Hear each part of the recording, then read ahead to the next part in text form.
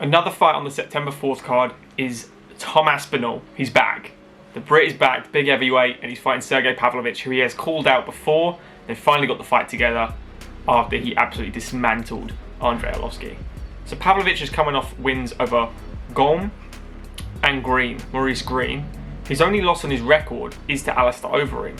So he's got a very good record. He's a very durable fighter. He's got a lot of great attributes. He's got a good left hook and a straight right. And man, he can crack. He's got a strong game. What we see though, is he does get gassed every now and then. You know, when Alistair Overeem beat him, he knocked him out. So we know he can get hurt very quickly. No shame to do it to Alistair Overeem, one of the best heavyweight strikers of all time. And it was during a time where Alistair got the little run together. So I'm not holding too much on there. You know, he's young in his career still. He's only, what, 29 years old, something like that. He's built like a brick shithouse. He's massive. But it's a real worry for Tom. It's the toughest test for Tom Aspinall, but I think Pavlovich is going to be a lot more worried than Tom is about who brings what to the table. Talk about Tom for a second. He came back to Cage Warriors after taking a long layoff in MMA. He could barely get a fight together. They're all ending in under a minute, including a leg snap on someone, shutting him down, right? He then comes to the UFC, beats the shit out of Jake Collier, a fat middleweight trying at heavyweight.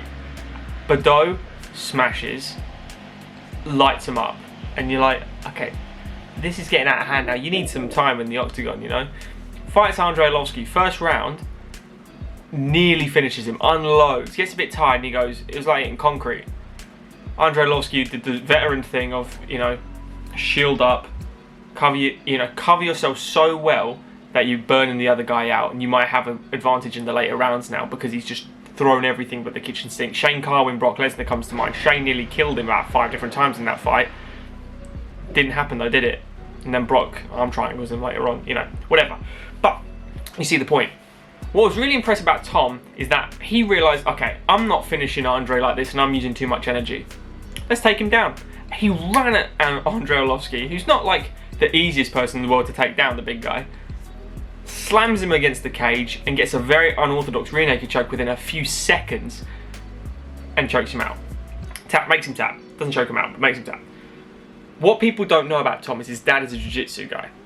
So from a very young age, Tom has been in the jiu-jitsu gym. He is, first and foremost, jiu-jitsu. That is what he does. His striking is Cowbon. He's been with Cowbon, I think, since he was a teenager.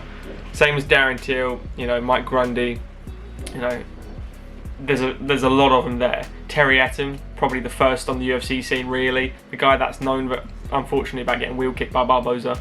It's heartbreaking because Terry he's so good and he didn't need to retire. But for his mental state, I guess he did.